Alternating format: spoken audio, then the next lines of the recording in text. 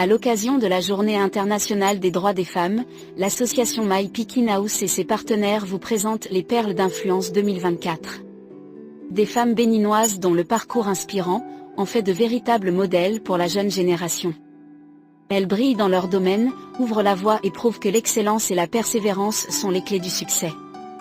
Aujourd'hui, à travers cette interview, allons à la rencontre de l'une d'elles, une femme qui façonne l'avenir dans le domaine de l'éducation.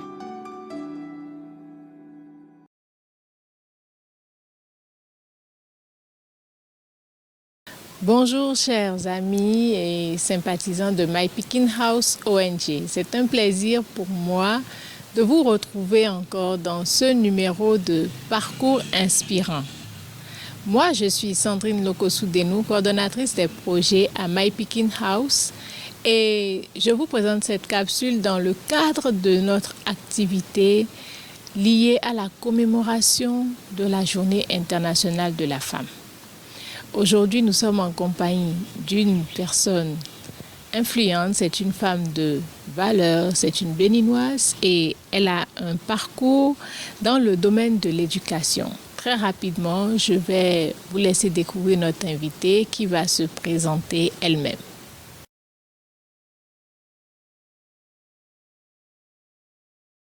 On m'appelle Madoué Florentine Akwete Moussinou. Je suis chercheur de rang maître de recherche des universités du CAMES et formatrice en sciences de l'éducation. Je fais de la psychopédagogie, de l'andragogie et de la technopédagogie. En termes terre à terre, je fais de la recherche en éducation et je coach tout le monde. Je peux coacher n'importe qui. C'est-à-dire si vous êtes un médecin, un mécanicien, un frigoriste, un boconon. En tout cas, c'est pour dire que c'est une compétence transversale. Enfin, je peux coacher des gens de tous les domaines d'activité à enseigner ce qu'ils savent faire.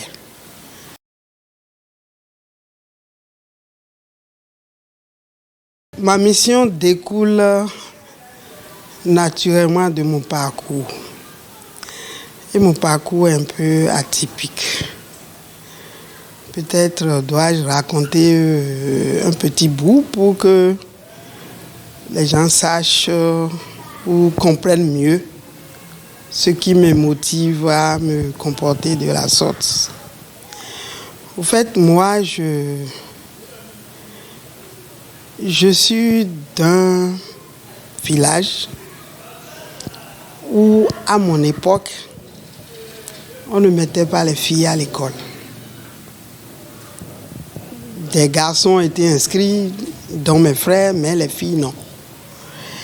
Et moi, c'est fortuitement que j'ai été à l'école. C'est-à-dire que c'est quand mon grand frère, l'aîné de ma famille, a eu son premier né, que maman avait décidé d'aller porter mes fautes à ma belle-sœur et au nouveau-né, à Cotonou. Et j'ai supplié maman pour l'accompagner. Quand on est venu à Cotonou, à la fin de la mission de maman qui voulait repartir pour aller s'occuper de ses affaires commerciales, je l'ai supplié pour ne pas repartir avec elle. C'est comme ça que je suis restée à Cotonou. Et j'y étais comme une vie de Mengon chez mon frère. Mais dans la maison, il y avait des filles de mon âge qui allaient à l'école. Et le soir, à leur retour, nous jouions à la maîtresse et aux écoliers. Et moi, je fus l'élève modèle qui était très intéressé par ce que les autres faisaient. Et notre jeu n'a pas raté d'intéresser leur papa qui nous observait. Nous ne savions pas. Et tout ce que je vous raconte là, c'est ce qui se passait en 1965. C'est en 1996, quand j'ai été sélectionné pour une bourse américaine, que mon frère m'a révélé tout ça. Donc, on ne savait rien. Donc, un soir, le vieux, après nous avoir observé pendant plusieurs soirées, avait décidé d'inviter mon frère à faire la même chose. Il lui aurait dit de venir observer les enfants. Et c'était à leur véranda que nous faisions le jeu.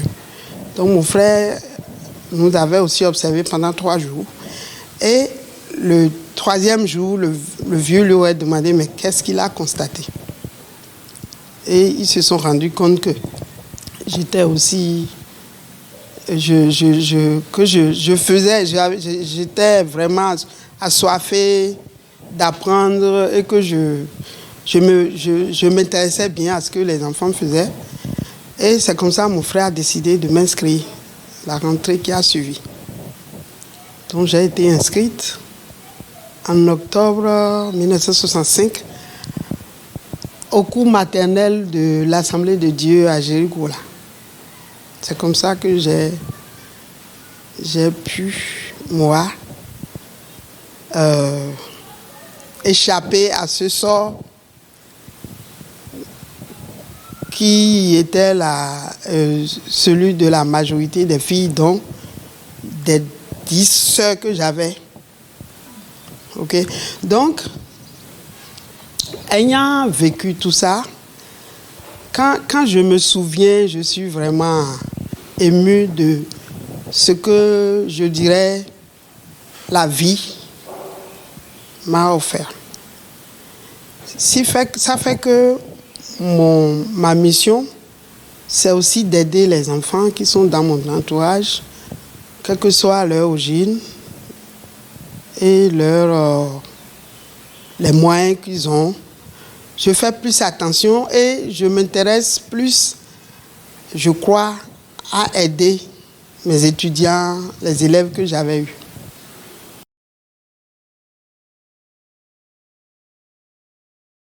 Mon parcours s'étale sur 3 piliers, c'est-à-dire d'abord l'académique, le professionnel et le social. Sur le plan académique, après le bac D, j'ai fait l'école normale supérieure au même moment que je faisais la faculté. Donc, j'ai fait une double inscription. Donc, ça fait que j'ai pu obtenir la maîtrise d'abord en SVT et après 1 an, parce que l'école normale supérieure c'est plutôt 5 ans, j'ai pu obtenir le CAPES. Après ça, j'ai enseigné pendant 10 ans et pendant la 11e année, j'ai été sélectionné pour une bourse d'études aux États-Unis qui m'a permis de faire un master dans le domaine des curricula, donc une continuité avec ce que je sais faire déjà. Et à mon retour des États-Unis, tout en travaillant, j'ai fait un autre master professionnalisé en utilisation des TIC dans l'éducation et dans la formation avec l'université Louis Pasteur de Strasbourg en France. C'était un programme de l'AUF. Et après ça, j'ai pu faire une thèse, un PhD en psychopédagogie, option technopédagogie avec l'université de Montréal. C'était aussi un programme de l'AUF. Donc c'est comme ça que j'ai bouclé le domaine académique qui m'a permis, en tant que originairement professeur de biologie au secondaire, d'accéder à l'enseignement supérieur. Mais à l'enseignement supérieur, j'ai été reclassé chercheur, mais comme j'avais une formation de base enseignante, j'ai continué à faire de la formation. Et donc, j'étais sur les 2 piliers, formation et recherche. Et c'est là où j'ai pu faire les 2 grades du CAMES. Et puis, bon, j'ai continué à faire surtout de la recherche, mais surtout aussi de la formation des formateurs, parce que, comme je l'avais dit quand je me présentais, dans tous les domaines d'activité, je peux coacher les gens à donner un enseignement de qualité de ce qu'ils savent faire.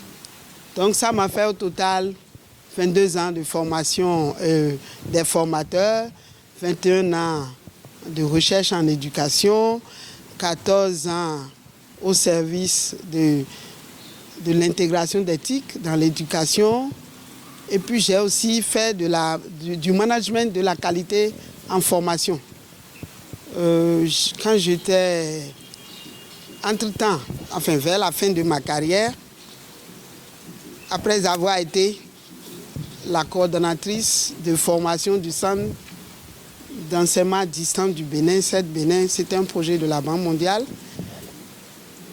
Dans mon cursus universitaire, j'ai été sélectionnée et puis nommée coordinatrice du centre de formation professionnelle continue de l'ENAM.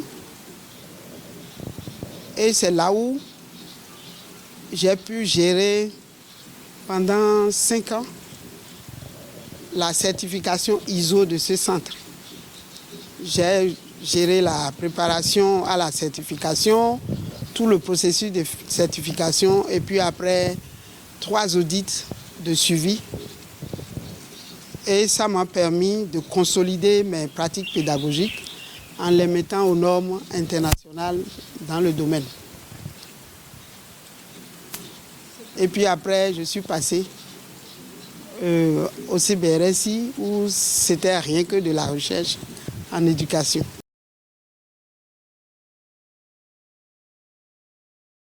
Moi, je vais classer les défis en 3 groupes.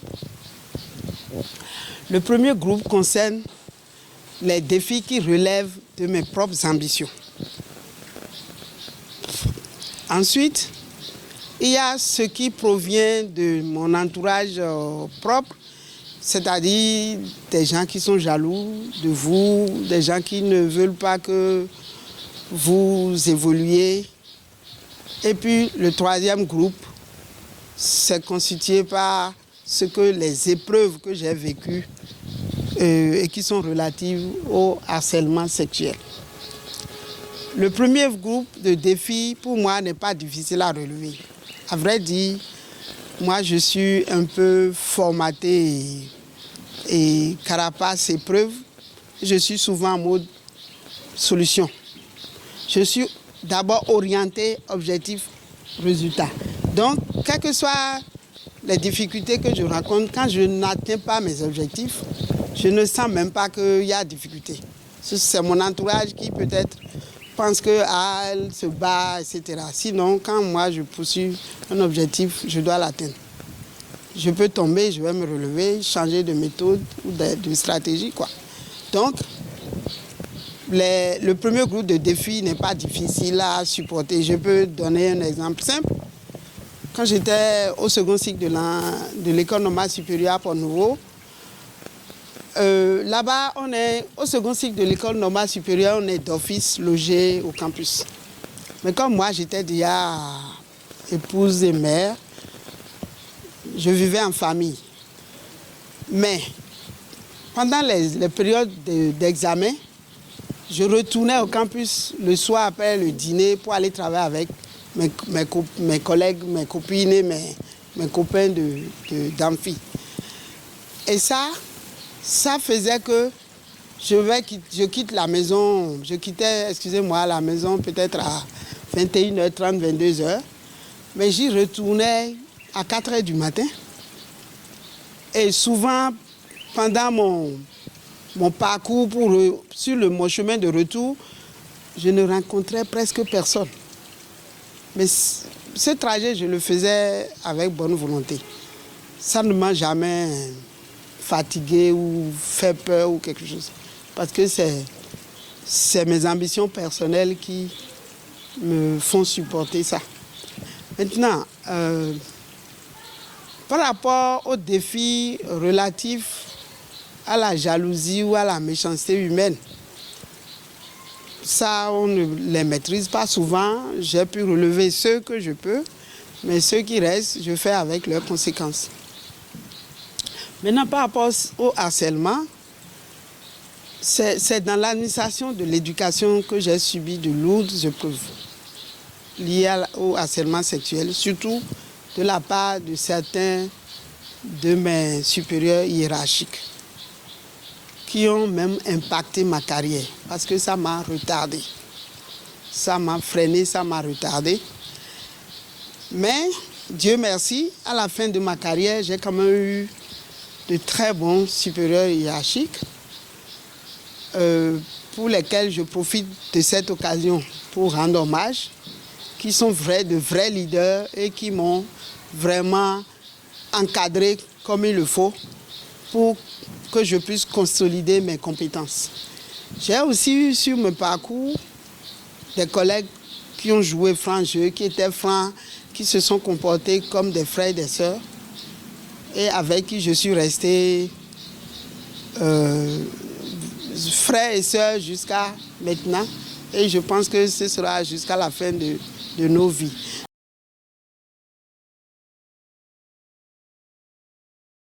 Bon, moi, je peux dire que la foi, c'est la grande arme que j'ai déployée.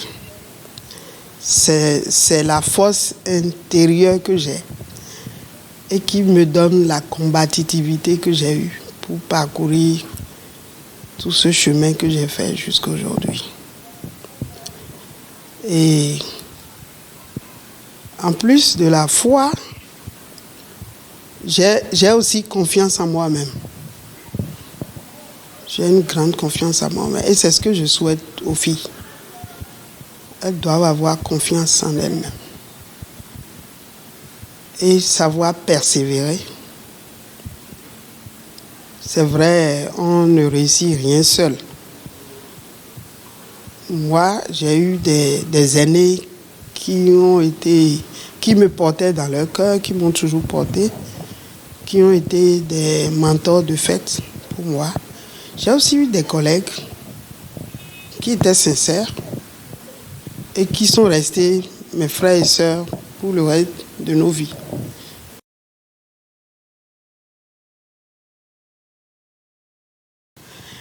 Des conseils pour les filles. Le premier conseil, je dirais, c'est d'avoir confiance en soi. Avoir confiance en soi parce que c'est une des premières forces quand vous comptez sur vous-même. Ensuite, je leur dirais de cultiver la curiosité intellectuelle. Parce que le savoir, c'est un trésor infini qu'il faut toujours explorer. Je dirais qu'il faut être persévérant. Parce que sans la persévérance, à moins d'épreuves, on peut lâcher. Or, j'entends dire que la différence entre ceux qui échouent et ceux qui réussissent, la différence n'est pas grande, c'est la persévérance. Parce que l'échec n'est pas une mauvaise chose en soi. C'est juste que vous avez peut-être une mauvaise méthode ou stratégie. Et si vous pouvez avoir le courage, vous allez vous relever sans problème. Donc la persévérance compte. Je dirais ensuite, je leur dirais de chercher des mentors. Ou je dirais simplement un rôle modèle, quoi. Quelqu'un à qui on veut ressembler, par exemple. Moi, de façon naturelle, c'est depuis ma petite enfance que moi-même je me suis identifié un rôle modèle. C'était la directrice de mon école à Oulinda. Pour ceux qui l'ont connue, Madame Yawisi Ernestine, elle s'appelait Paix à son âme. C'est une dame que je voyais très jolie, elle s'habillait bien, elle avait sa voiture, elle portait de jolies robes. Petite fille, j'avais l'ambition de devenir comme elle. Et puis comme j'étais une fille qui travaillait bien à l'école, j'ai pu gagner son estime et j'étais souvent avec elle. Donc j'ai aujourd'hui, quand on parle de rôle modèle, je peux confirmer la nécessité pour les filles d'en avoir. Elles en ont besoin. Et puis bon, ensuite, par rapport aux difficultés de la vie, il faut pas à chaque fois tomber. Enfin, on peut tomber, mais il faut se relever aussi. Et essayer de s'habiller quand on est une étudiante, s'habiller décemment, travailler, mériter son résultat et ne pas chercher à quémander une faveur auprès de qui que ce soit. Je pense que si elles peuvent déjà appliquer ce petit nombre de conseils que j'ai donnés, ça pourra aller. Et voilà. Nous avons découvert ensemble le parcours extraordinaire de notre invité du jour. Mais l'histoire ne s'arrête pas là. Dans notre prochain épisode, nous mettrons en lumière une autre perle d'influence 2024 qui, elle aussi, fait bouger les lignes dans son domaine. Reste donc connecté. Et si cette cause te parle et que tu souhaites rejoindre le mouvement pour réduire les inégalités et encourager plus de filles à s'épanouir dans ce domaine, n'hésite pas à nous contacter sur nos plateformes.